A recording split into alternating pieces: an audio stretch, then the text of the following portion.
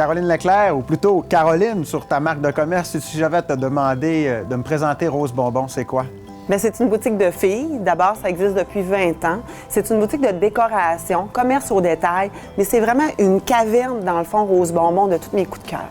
C'est ça, Rose Bonbon. Est-ce que tu es une décoratrice? C'est quoi qui t'a amené à te partir en affaires?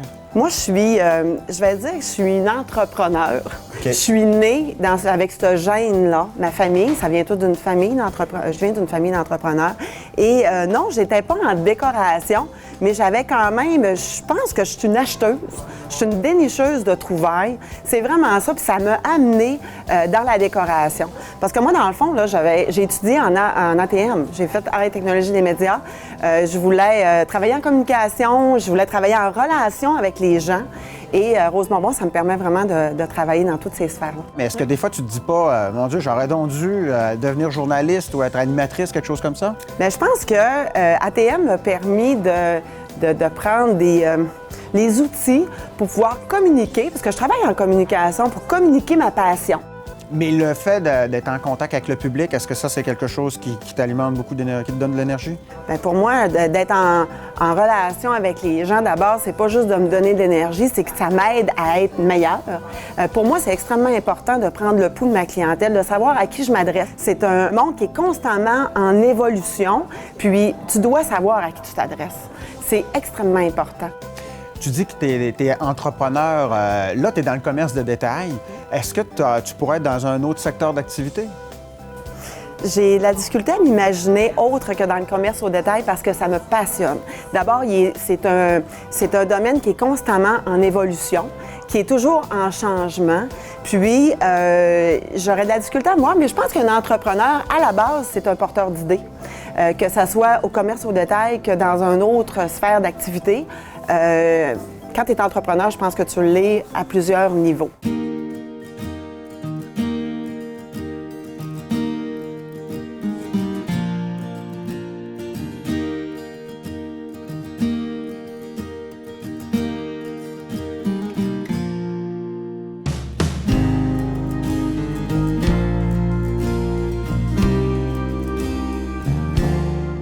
Caroline, tu sembles dire que le commerce au détail, ça change beaucoup, ça évolue. Écoute, il y a de ça quelques années. Là, 10 ans, mes rêves, moi, c'était d'avoir plusieurs magasins. Moi, c'était d'avoir ma marque, puis d'être capable de l'exporter à l'extérieur de la région. Pour moi, puis de la façon que je voulais le faire, c'était vraiment de pouvoir avoir d'autres magasins, physiquement d'avoir d'autres magasins. Le marché change énormément et puis même, je trouve ça stimulant parce que les gens sont extrêmement informés maintenant. Le commerce en ligne est très... Écoute, il est très important. Pour nous, on a un magasin en ligne depuis le mois d'octobre et je vois déjà des résultats. Mais je les vois de deux façons. Autant que, oui, mon désir d'exporter Rose Bonbon, mon art de vivre, si tu veux, et d'offrir, qui est la boutique, de l'exporter à l'extérieur de la région, je peux le faire via mon site Internet. Mais aussi, c'est que ça permet à mes clients d'ici de la région d'être très informés. Ils vont voir, ils vont consulter le site Internet, puis ensuite de ça, ils vont se déplacer en magasin. Puis ça devient que, avant, je pouvais avoir une conseillère, disons une conseillère pour 3 clients. Maintenant, tu vas avoir une conseillère pour 5 clients facilement parce que les gens arrivent, ils savent qu'est-ce qu'ils veulent.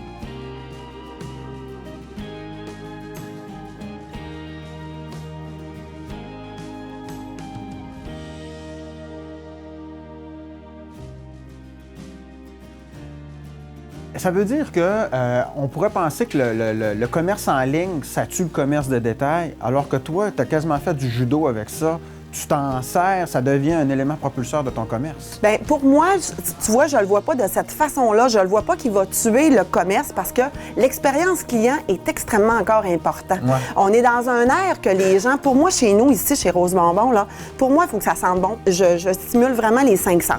Il faut que ça sente bon. La musique est choisie. Si les gens touchent à une couverture, il faut qu'elle soit douce. Tu comprends qu'il faut que ça devienne vraiment une expérience. Le web ne te permet pas d'avoir cette expérience-là. Par contre, mon défi avec mon site Internet, c'est de répondre aux besoins du client, mais de leur arriver avec une petite touche. J'envoie des petites surprises, je vais envoyer une infolette spéciale. Tu sais, c'est important d'en prendre soin de ce client-là pour qu'il puisse venir vivre l'expérience en boutique. Parce que l'expérience client est importante au commerce au détail aujourd'hui. Mais avec le commerce en ligne, tu l'attires ou bien donc tu vends aussi des produits maintenant sur Internet? Présentement, Rose Bonbon est en ligne avec un site transactionnel sécurisé. Donc, deux choses. Les gens vont venir en magasin, ça va leur donner, ça va le teaser, si tu veux. Ils vont venir en magasin pour voir qu'est-ce qu'ils ont vu sur Internet. Et aussi, ça permet aussi de pouvoir exporter mes produits à l'extérieur de la région. Donc, on fait de la livraison et tout ça. Puis, je trouve ça le fun de voir de où ça vient et tout ça. C'est vraiment, pour moi, c'est un apprentissage. J'ai des bons outils. Il faut vraiment cibler les bonnes personnes, mais c'est un commerce qui est grandissant. Puis, je pense que, sincèrement, au niveau du commerce au détail, si on n'est pas sur le web, on passe à côté de quelque chose. Le train, il passe, il faut que tu embarques dedans. Tu as le choix. On a le choix de dire que ça tue notre commerce ou encore de dire, bien, regarde, on embarque dans la parade, mais il faut encore une fois se démarquer. C'est extrêmement important. Mais est-ce que c'est plus dur qu'avant? Ah, je travaille 2 fois plus qu'avant. Oui, je travaille 2 fois plus qu'avant et avec des résultats. Je me suis posé souvent la question à savoir qu'est-ce que je fais là-dedans. Je suis folle, ça c'est sûr, mais je l'aime cette folie-là.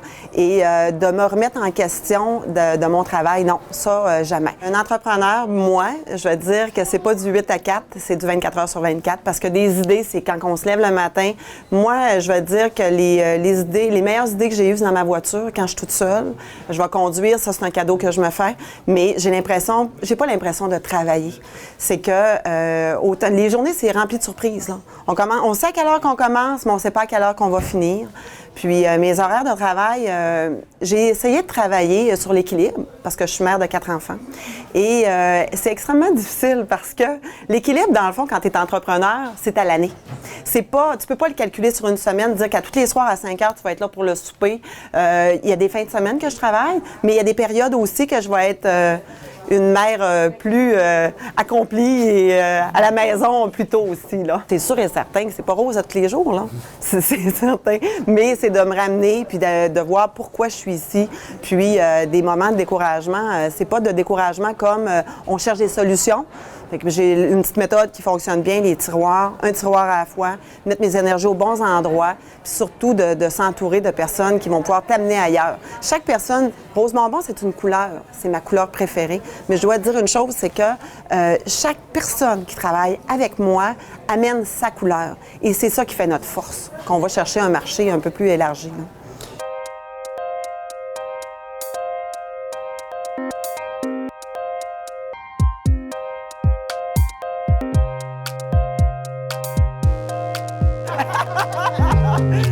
C'est du stock de Noël, je suis contente.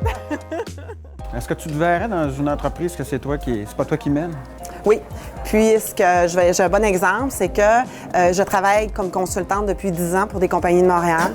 Ça m'amène à quoi? C'est que pour moi, d'avoir une entreprise, on doit avoir un œil ouvert sur ce qui se passe dans le monde. Puis je pourrais pas rester seulement au Saguenay, ça serait impossible. Pour moi, je dois savoir qu'est-ce qui se passe en Europe, qu'est-ce qui se passe aux États-Unis, à New York, à Toronto, c'est extrêmement important.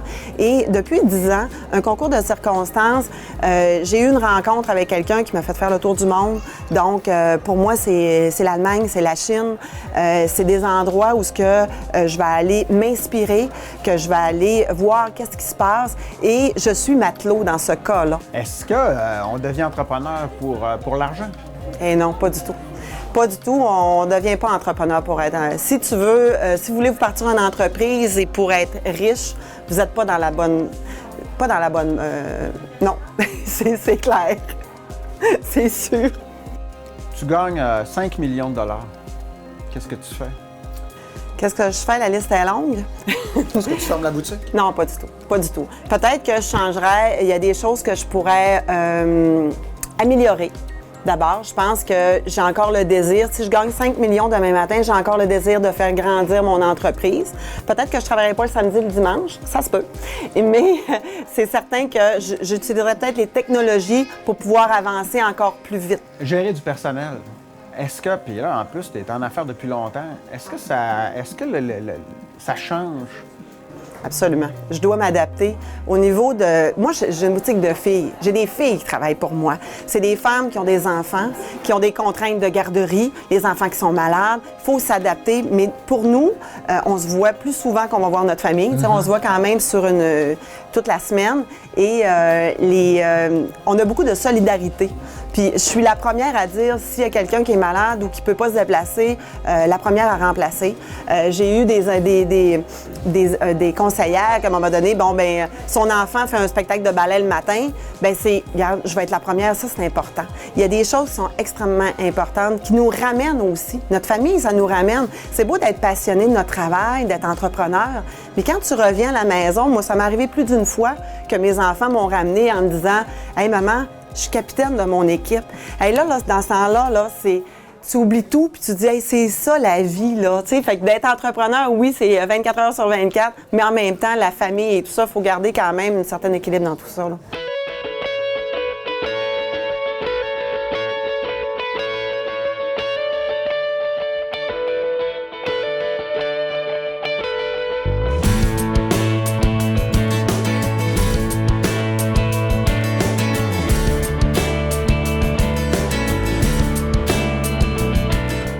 Caroline, tout à l'heure, tu disais que tu étais issue d'une famille d'entrepreneurs. Est-ce que tu penses qu'on est entrepreneur ou bien on devient entrepreneur?